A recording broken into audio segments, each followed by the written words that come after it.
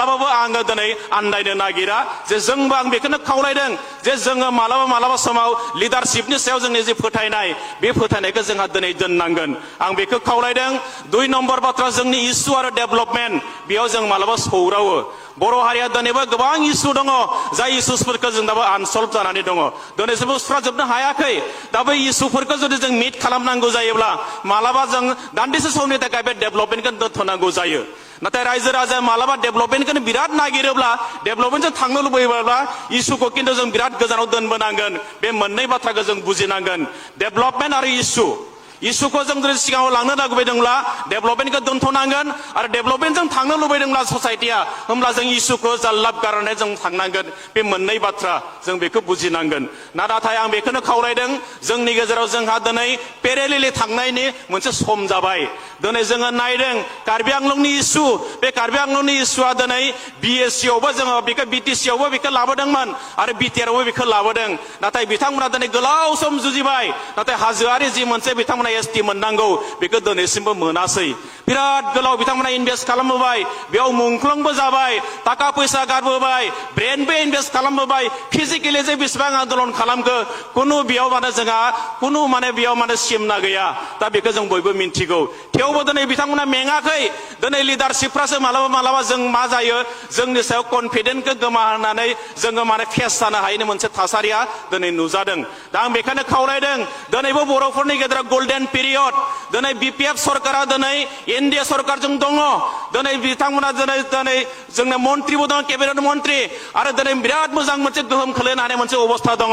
आरो दिनैबो जोङो बेखायनो बे सुजुग सुबिदाखौ दिनै लानांगोन दिनै जों सम मालाबा राजनितिखौ ओरैबायदि जों खालामनो नागिरनांगोन जे जोङो जाहाथे हारिनि थाखाय जोङो जातिनि थाखाय जौगानांगौनि थाखाय इस्युखौ जोङो सल्भ खालामनांगौनि थाखाय हयथ'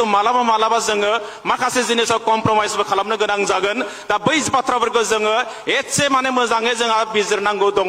जोंनि समाज बेबस्थायाव दा आं बेखिनि बाथ्राखौ आं दिनै खावलायदों आं बारा गोलाव बाथ्रा बुंनो सानाखै दिनै जोंहा बर' कसारि वेलफेयार अट'नमास काउन्सिल जोङो बे 2020 नि जि बिटिआर रेकर्ड 5.1 जों दिनै बेखौ मोनदों होनायाथ' बर'फोरनो गासिबो होजोबबाय जोंहा आसामाव दिनै बर' भाषाया एस'सियेट लेंगुवेजबो जाबाय आन्दोलननि गेजेरजों जों बेखौ मोननो हाबाय नाथाय बेखौ मोनदों नाथाय जोङो बेखौ बबेयाव बाहायनो हादों दा उदालगुरियावनो बाहायनो हादों ना क'क्राझारावनो मोजाङै बाहायनो हादों ना जोंहा धेमाजियावनो मोजां बाहायनो हादों जोंनि गलाघाट जरहाट तिनसुकिया जों डिब्रुगड़खौथ' गारबायानो जों बेयावबो बाहायनो हायाखै सरकारा होबाय होनायाथ' बिराद होबाय जोंनो जे आसामाव दिनै असमियानि उनावनो बेंगलिनि उनावनो दिनै बे एस'सियेट लेंगुवेज जाबाय नाथाय जोङो बाहायनायनि बेलायाव दिनैसिम बेखौ बाहायनो हायाखै सरकारा अरायसम होयो जोंनो मनासे फुल बस्थासे होयो नाथाय लुबाबो गवा बिनिफ्राय बेयो जागासिनो दङ दिनै सरकारखौ जोंबो बारा दुसिनो हालिया सरकारजों जि बिदों बेखौनो होदों नाथाय जोङो दिनै जि मोननांगौ बेखिनिखौसो मोनाखै बिराद गिदिर बाथ्रा जों बिनि उनाव बिलाइबाय बर' बिजोङाव गोबां जेंना दङ फरा बिजाबा सम मथे सफैया फोरोंगिरिनि आंखाल बेवहाय मालाबा जोंना बर'फोरनिफ्राय दिनैसिमबो जोंनाव मोनसे अजद दङ जोंहा स्टेन्डखौनो दिनैसिमबो बिबुंसारनि अनगा जोङो सातसेबो स्टेन्डखौनो मोनाखै मालाबा जों बेखौबो रायलायो स्टेन्डखौनो दिनैसिमबो जोंहा मोनाखै होननानै जियानो जा बर' बिजोंनि जेंनाखौ सुस्रांनांगौनि थाखाय बर' थुनलाइ आफाद दुलाराय बर' फरायसा आफाद बर'नि माहारियारि आफादफ्रा दिनै जुजिनानै जोंनि थाखाय आलादा मोनसे बिथोनगिरिखौ होबाय आलादा सेपारेट डाइरेक्टरेट होबाय होनायाथ' सरकारा होबाय नाथाय सासेल' बेयाव डाइरेक्टरेट फज'नानै दोनदों नाथाय बेयो जेबो खामानि जाया होनायाथ' होदों बस्थासे होदों नाथाय बस्थानिफ्राय लुबाबो गवा दिनै दा बे मोनसे अबस्था दा बेखायनो जोङो दिनै बेखौ बुजिनांगोन जे जोङो जेखौ मोनदों बै मोननानै जोङो माबा लाब जादोंना जायाखै भारतनि संबिजिरा होनाय मोनथायफोरखौ दिनै ट्राइबेला जों बेसेबांखिनि मोनखो जों बेखौ बयबो मिन्थिगौ दंनाया गासिबो दंजोबो संबिजिराव सुबिदाफ्रा नाथाय बै सुबिदाखिनिखौ जोंनि थाखाय होखानाय सुबिदाखौनो आन्दोलन खालामाबा जोङो मोना दिनै भारतबर्ष बादियाव जोङो दिनै बर' हारियाथ' बेयाव बेसेबां दङ 25 लाख 26 लाखल' जागोन नाथाय बे क्षुद्र जाति जनगोष्ठीखौ दिनै बेवहाय 145 कोटि थानाय नैबे मानसि थानाय बे देशाव जों बादि फिसा जाति जनगोष्ठीखौ दिनै सरकारा नोजोर बोनो थाखाय बिराद खस्थ' दिनै जों बेखौ नुदों जोंथ' बिराद बुरजा दङ जोंहा ओइ सेदेलाव जोंनि रावा दिनै जायगा मोनबावबायसो जोंहा दिनै साहित्य एकाडेमिनि बान्था मोनो जोंहा बर' बिजों केजि टु पिजिसिम फरायनो हायो एमए फरायनो हायो जों दिनै जोंहा मा खालामनो हायो बेजों पिएइचडि खालामनो हायो जों दिनै एमफिल खालामनो हानाय जाबाय जोंहा साहित्य एकाडेमिनि बान्था मोननो हानाय अबस्था जाबाय जोंहाथ' बिराद मोजां खिन्थु जोंनिख्रुइ फिसा फिसा जाति जनगोष्ठीफोरनि अबस्थाया मा जानानै दङ जों एसे सानब्लानो आन्दाज मोनो। दा बेखायनो आं खावलायदों जोंहा दिनै बर' हारिया जों नुनायावथ' बिराद नुनाय ग्रोम ग्रोम नुयो। बर' हारियाव जों दिनै नायदों गंसेबो बेबादि इउनिभारसिटि गैया जेरावनिखि जोंनि स्टुडेन्ट गैया, गंसेबो बेबादि मेडिकेल कलेज गैया जेरावनिखि बर' स्टुडेन्ट गैया, गंसेबो इन्जिनियारिं कलेज गैया जेराव बर' स्टुडेन्ट गैया। बे जि इन्स्टिटिउटआवनो जा दिनै जोंहा भारतबर्षआव दंसै बर'फ्रा। बर'आबो खम नंला, नाथाय जोङो ट्राइबेल हिसाबै नायोब्ला जोंहा दिनै 25-26 लाख दङ। मिसिं जनगोष्ठीया हयथ' खुब बारा सानोबा बेसेबां जागोन 10-12 लाख थानो हागौ। खिन्थु जोङो दिनै सुबुं धोन सोरजिनायाव मिसिंजोंनो हाया। जों दिनै एसएस अफिसाराव जों मिसिंजों हाया, आइएस अफिसाराव मिसिंजों हाया, डक्टर इन्जिनियाराव जों मिसिंजों हाया। दिनै 2 बोसोरसोल'सो जाबाय बिथांमोनखौ जों फेजेननो हादों एसे एसिएसआव जोङो बुलायगाव हायाखै, जों डक्टर इन्जिनियार दाबो हायाखै। दा बेखायनो आं बेखौनो खावलायदों जोंहा दिनै जेंना दङ होननानै जोंहा जुदि जुजियाब्ला, फरायाबा, नाजायाबा, मोजाङै फोरोङाबा खिन्थु जों जेंनाजोंनो थालांबाय थागोन। गुबुना जेंनाखौबो बुजिदों, जेंना दङ, थेवबो बिथांमोना पेरेलेलि जोंहा खामानि मावनायखौ गारलाङाखै, फरायनायखौबो गारलाङाखै, जोथोन लानायखौबो दोनलाङाखै। दा बेखायनो आं खावलायदों पलिटिक्सआ थांबाय थागोन बियो, आरो पलिटिसियान जायफोर दङ, जायफोर हारिनि थाखाय खामानि मावबाय थादों, राजनितियाव फैनानै समाजखौ सेबा खालामनानै संगठनाव थानानै बिथांमोना मावबाय थागोन। नाथाय रायजो राजायाबो जि माखासे खामानिखौ मावनांगौ दङ, गथ' गथायखौ फोरोंनाय, समाज बेबस्थाखौ मोजां खालामनाय, मोजाङै धोरोम सिबिनाय, जोंहा गथ'फोरखौ फोरोंनाय बे बायदिसिना खामानियाव जोंहा मुखुब थानांगोन। दिनै आबादावबो जोङो बारा एक्सपार्ट जायाखै, दिनैसिमबो आबादाव जों गोजौ थाखोआव थांनो हायाखै। माखासे आइजो बिथांमोना दिनै फालांगि खालामो, जोबोद मोजां बाथ्रा। माखासेया दिनै अमाबो दानो, दाउबो दानो, मैगंबो फानो, गेलामाल दखानबो होग्रा जाबाय, मोजां बाथ्रा। जों बेखौ लांबाय थानांगोन, पेरेलेले लांबाय थानो हानांगोन। होमबासो जोङो मोनसे समाव रांखान्थियारि बिथिङाव जौगाब्ला जोङो जे इक'नमिक जि मोनसे इन्डिपेन्डेन्स जों बेखौ लाबोनो हागोन। आरो बैखौ जोंना जेब्लासिम जोङो दिनै इक'नमिक जिथुनिखि जोङो इन्डिपेन्डेन्सखौ मोनाब्ला, जेब्लासिम जोङो रांखान्थियारि जि मोनसे उदांस्रि मोनाब्ला जों मालाबाबो आवगायनो हानाय नङा। दा बेखायनो आं खावलायदों दिनै राजखान्थिनि थाखाय जों बेखौनो खालामदों। राजखान्थिया जों बेखौनो बुजिदों दिनै राजखान्थिखौ जों रुल खालामनो थाखाय नङा, सेबा खालामनो थाखाय जोङो दिनै राजनितिखौ बाहायनांगोन। आरो बर'आ दिनैबो राजनिति खालामनायनि सम जायाखै। आंथ' बेखौनो खावलायगोन, जाय राजनिति लिडार दं बिथांमोनखौ खावलायगोन, जोंहा दिनै सोरखौबा सासन खालामनो थाखाय नङा, जोंनि समाजखौ दानो थाखाय, समाजखौ सेबा खालामनो थाखायसो जों दिनै राजनिति खालामनांगोन। आरो बै राजनितिजोंसो जोङो जोंनि समाजखौ मोनसे अबस्थासिम जों लांनो हागोन। आं बेखिनि बाथ्राखौल' खावलायबाय। आङो बारा गोलाव बाथ्रा बुंनो सानासै। खौसेथिखौ जोंनो नांगोन, आरो खौसेथिया जेब्ला जोंनि गेजेराव थागोन जोंखौ रावबो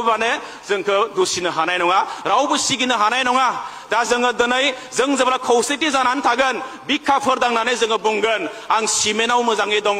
आं गलाघाटआव मोजाङै दङ,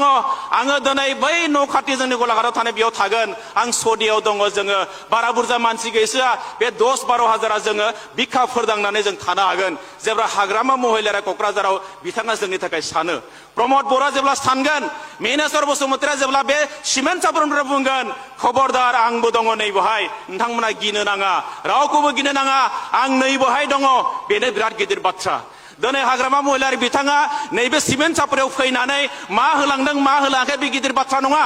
दिनै जे बिथाङा सिमेन्ट सापरियाव फैनानै सानजारि नोगोराव आगान होफैबाय, बेनो बर' जातिनि थाखाय बिराद गिदिर बाथ्रा। आरो बेनो जोंनो साहसखौ होगोन। आरो जोंनि लिडारफ्रा जुदि बिटिआरनिफ्राय फैनानै बे जोंनि BKWC एरियायाव सिमेन्टआवनो जा, बेयो तिनसुकियावनो जा, डिब्रुगड़, शिबसागर, चराइदेव जेब्ला फैयो,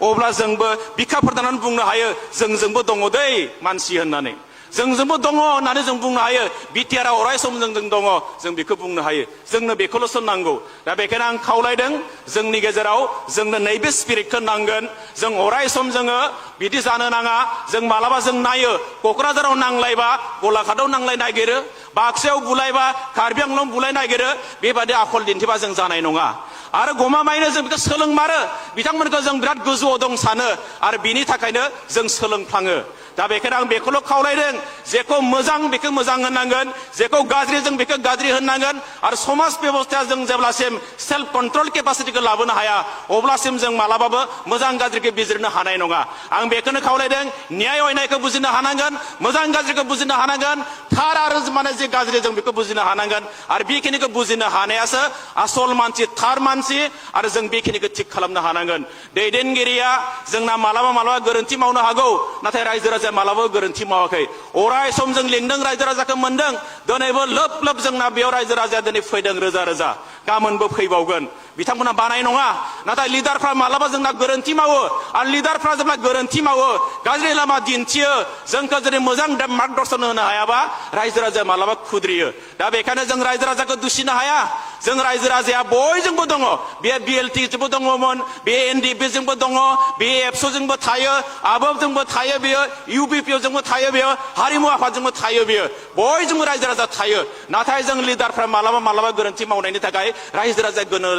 गोनो गोथो जायो सोरजों थांनो सोरनिया थार सोरनिया मिसा सोरनिया हसा सोरनिया अयनाय जों बेखौ बिजिरनो हायै जायो मालाबा आन्दायो रायजो राजाया दा बेखायनो आं खावलायदों जोंनि लिडार गोष्ठीखौबो आं खावलायदों जोंबो थिग जानांगोन दिनै जों लिडार गोष्ठीया जुदि थिग जायोब्ला होमबा जोंनि समाजखौ जों जेरै लुबैदों जों बिदिनो दैदेनलांनो हागोन आं बेखिनि बाथ्राखौल' बुंबाय उननि समाव नोंथांमोना मोजाङै बाथ्राफोरखौ बिजिरनानै नायदो राजनितिनि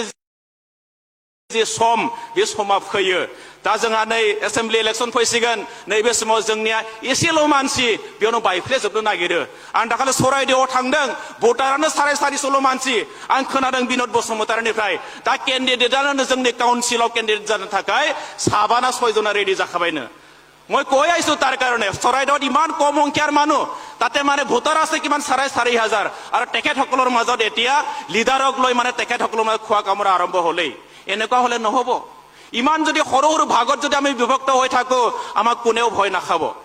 এই ইহঁতে নিজৰ মাজতে ঠিক নাই গতিকে কোনে কেৰেপ কৰে কোনে পাত্তা দিয়ে সেই অৱস্থা হ'ব दा बेखायनो जोङो एसेल'खा जोङो आरो बेखौ जोङो बायदिसिना बाथ्रा साननानै गुबुन लामाजों थाबायनानै बायफ्लेजोबोबा जोंखौ सिगिनो थाखाय जोंखौ नासयनो थाखाय जोंखौ थगायनो थाखाय गुबुन हारिया अराय सम नेगासिनो दङ बेखौ खाबु लागासिनो दङ दा बेखायनो बे बाथ्राखौ जों बयबो बुजिनांगोन आं बेखौल' खावलायबाय जोबनायाव खौसेथि बर' सुबुं आफादा दिनैनि नैबे हाबाफारियाव आंखौ हांख्रायनानै जि फंनैसो बुंनानै खाबु होबाय आरो दिनैनि नैबे जि गेवलां सावरायनाय जि जर'खा जि मोनसे सावरायनाय बेखौ बेखेवनो थाखाय जि मोनसे खाबु होबाय आं बेनि थाखाय साबायखर बावहरबाय आरो बेखिनि बाथ्रानि गेजेरजोंनो आं नोंथांमोन बयनिसिमबो खेबसेयावनो आंनि मोजां मोननाय सिबिनाय आरो गाहाम हामलायनाय बेखौ बावहरनानै आरो दिनैनि नैबे जि जर'खा सावरायनाय बेखौ अनास्थानिक भाबै बेखेवबाय होननानै फोसावनानै आंनि बिबुंथिखौ फोजोबबाय गोजोन्थों धन्यबाद